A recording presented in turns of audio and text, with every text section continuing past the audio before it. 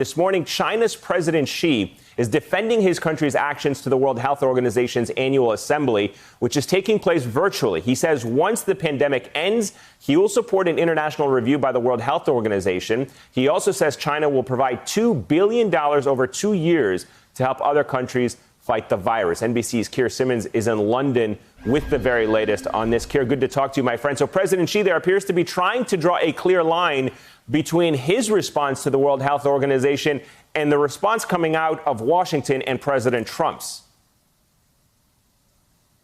There's absolutely no doubt that that's what the leader of China is trying to do, Eamon. And what we're already seeing are the deep divisions that we thought would be exposed by this meeting, perhaps the most important meeting in the history of the World Health Organization, with the Secretary of State. We're waiting for the Health and Human Services Secretary to address the meeting, but the Secretary of State putting out a statement just in the past few minutes condemning Taiwan's exclusion from the meeting and saying that there's no one disputes that Taiwan has mounted one of the world's most successful efforts to contain the pandemic to date. Now, of course, China was opposed to Taiwan being allowed, even as a listening, in a listening capacity, being allowed to participate because, of course, China says that Taiwan is part of one China, and China gaining really the diplomatic advantage this morning in the early hours of the morning, suddenly revealing that President Xi would address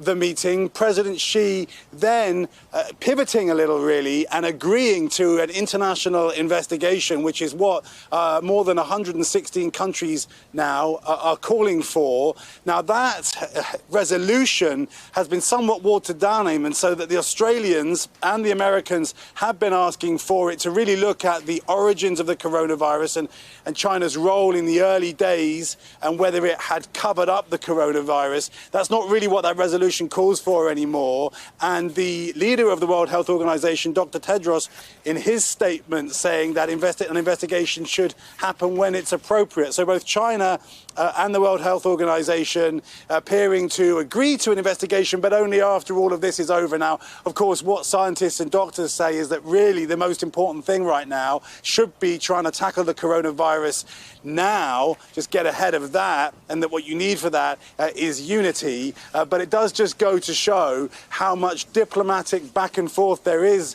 here in this meeting that's extraordinary just because it's being held virtually by video. And you have to say that the Chinese, again, President Xi talking about Africa and talking about giving $2 billion towards health around the world.